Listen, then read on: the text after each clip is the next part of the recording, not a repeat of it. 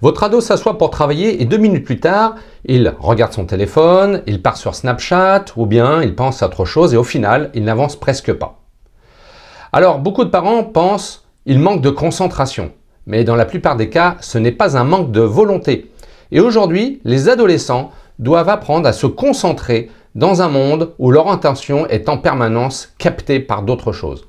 L'attention n'est pas une qualité fixe. C'est une fonction du cerveau qui dépend de l'environnement, de la fatigue et de la tâche à faire. Dans cette vidéo, je vais vous montrer comment protéger l'attention de votre ado et surtout, comment l'aider à revenir au travail.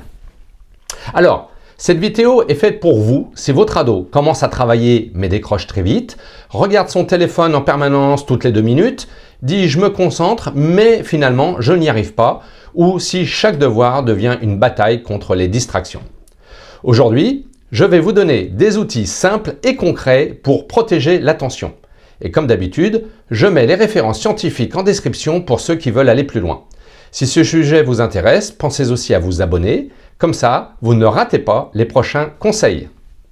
Alors, pourquoi ça bloque? En réalité, il y a 2 raisons principales qui expliquent le problème d'attention. Alors, cause numéro 1.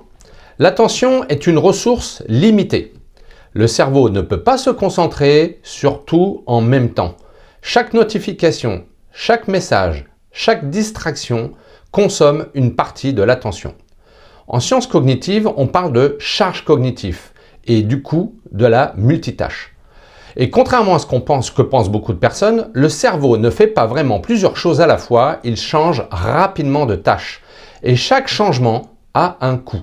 En tout cas, le résultat est que le zapping provoque une chute de la concentration et le travail devient beaucoup plus difficile. Cause numéro 2, l'environnement est plein de distracteurs. Alors on les connaît, ces distracteurs, il y a le téléphone, les notifications, l'ordinateur, les onglets ouverts sur l'ordinateur, la musique, les conversations, etc., etc. La liste est très longue. Le cerveau, en fait, est programmé pour réagir aux nouveautés. C'est sans doute un héritage ancestral, car depuis l'origine des temps, l'être humain devait être attentif aux moindres changements de son environnement et être en alerte pour pouvoir maximiser ses chances de survie. Donc, chaque distraction agit comme un petit aimant qui détourne l'attention. Ce n'est pas un problème de motivation, c'est un problème d'environnement attentionnel. Et c'est important de comprendre une chose, l'attention ne se force pas, elle se protège. Et c'est justement ce que je vais vous montrer maintenant. Alors, à la fin de cette vidéo, vous repartez avec une méthode simple pour protéger l'attention, un environnement de travail beaucoup plus efficace et 3, quelques phrases pour aider votre ado sans conflit. Je vous propose donc de commencer par l'outil numéro 1, le tri des distracteurs. Alors on commence par quelque chose de très simple. Il s'agit de repérer d'où viennent les distractions. Parce que très souvent on dit « il n'arrive pas à se concentrer », mais en réalité il y a plusieurs types de distracteurs et si on ne les identifie pas, on lutte contre tout et finalement on ne règle rien. Je vous propose donc ici un tri en 3 catégories. Alors, outil numéro 1, les distracteurs externes. C'est tout ce qui vient de l'environnement. Le téléphone, les notifications, les discussions autour d'un sujet, la télévision allumée, les onglets ouverts, le bruit, les événements extérieurs derrière la fenêtre, etc. Deuxième sorte de distracteurs, les distracteurs internes. Là, ce n'est pas autour de l'ado, c'est dans sa tête. Il pense à autre chose, il anticipe un contrôle, il repense à une discussion, il s'inquiète, il rêvasse tout simplement. Et enfin, troisième type de distracteur, les distracteurs liés à la tâche. Parfois, ce qu'on appelle distraction n'est pas une distraction, c'est tout simplement une tâche trop floue, trop difficile ou trop coûteuse pour le cerveau à ce moment-là. Et la consigne est donc trop longue. Et ça, c'est essentiel à comprendre. Parfois, l'ado ne fuit pas le travail, il fuit le malaise provoqué par la tâche. Donc, avant de dire « il manque d'attention », on se pose une question très simple. D'où vient la distraction? De l'extérieur, de l'intérieur ou de la tâche elle-même? Pour y répondre, je vous propose ici un outil concret très simple, un petit tableau à cocher dont voici un extrait. Le lien de téléchargement est en commentaire et dans la description.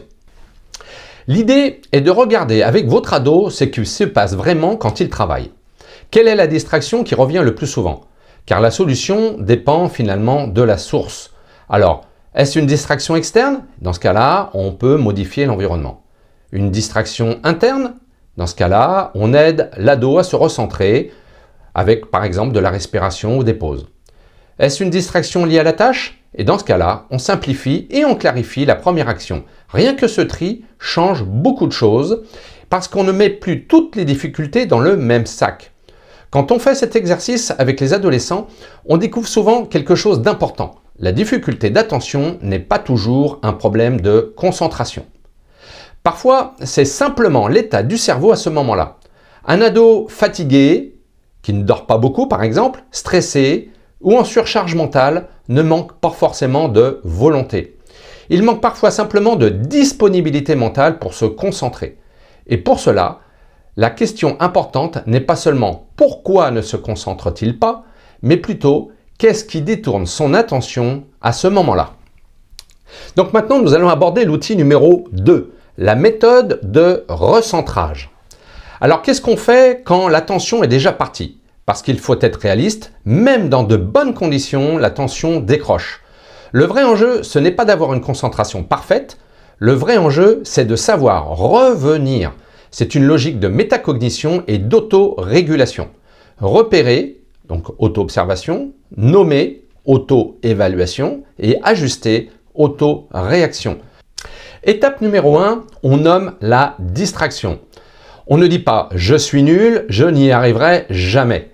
On dit « là, mon attention est partie sur mon téléphone » ou bien « là, je suis parti dans mes pensées ». Le fait de nommer aide déjà à reprendre le contrôle. Étape numéro 2, on coupe ou on écarte. Si la distraction est externe, par exemple téléphone, bruit, notification, la solution est simple. On éloigne la source. Le téléphone est mis hors de la pièce, les notifications sont coupées et on laisse un seul onglet ouvert par exemple sur l'ordinateur. Si la distraction est interne, dans ce cas-là c'est dans la tête, les pensées, le stress, la rêverie, eh bien pour certains ados, un recentrage par la respiration peut aider. Donc par exemple, inspirer lentement pendant 4 secondes et expirer pendant 6 secondes et refaire cela 3 fois. Alors il se peut que certains adolescents n'adhèrent pas à la respiration. Certains trouvent cela artificiel, agaçant ou inefficace, surtout s'ils sont déjà très tendus. Donc il est aussi tout simplement possible de se lever, de boire un verre d'eau, puis de revenir. Quelle que soit la méthode utilisée, l'idée est de permettre au cerveau de ralentir et de revenir à la tâche. Alors si enfin la distraction vient de la tâche, par exemple une consigne trop difficile ou floue, dans ce cas-là, il faut simplifier. On revient à une micro-action, par exemple relire la consigne, souligner le verbe, écrire la date, répondre à la première question et de toute façon se limiter à une seule action. Et ensuite passer à la suivante. Et c'est ça qui est très important. Le retour à l'attention ne passe pas par la volonté pure, il passe par une action très simple. Le but n'est pas que votre ado reste concentré parfaitement, le vrai objectif est qu'il apprenne à revenir à la tâche quand son attention s'en va. Et c'est justement là que la posture des parents devient essentielle. Parce que face à une difficulté d'attention, la façon dont on intervient en tant qu'adulte peut soit aider l'ado à se recentrer, soit encore augmenter la pression et le décrochage. Quand l'ado se sent jugé ou pressé, une partie de son énergie mentale part dans le stress et il lui reste moins de ressources pour se concentrer. Je vous propose donc de passer à l'outil numéro 3, la posture des parents. Alors le rôle du parent ou des parents n'est pas de surveiller l'attention minute par minute de leur adolescent.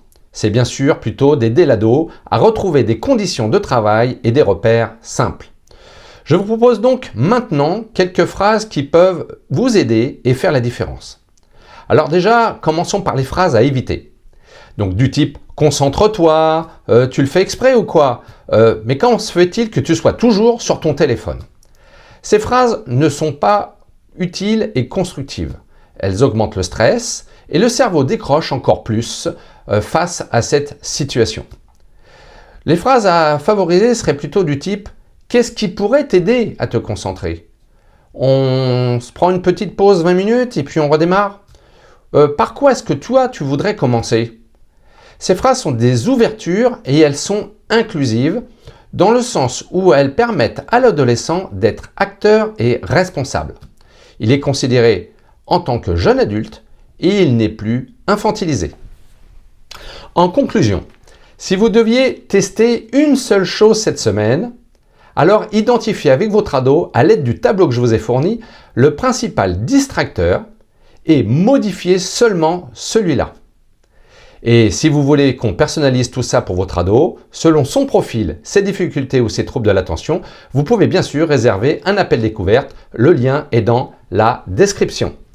Dites-moi aussi en commentaire si le principal distracteur de votre ado, c'est plutôt le téléphone, l'ordinateur, les pensées qui partent dans tous les sens ou la fatigue. Enfin, n'oubliez pas de vous abonner parce que dans les prochaines vidéos, je vous montrerai comment mémoriser plus efficacement, comment éviter la surcharge mentale et comment apprendre à apprendre. Merci d'avoir regardé cette vidéo et à très vite.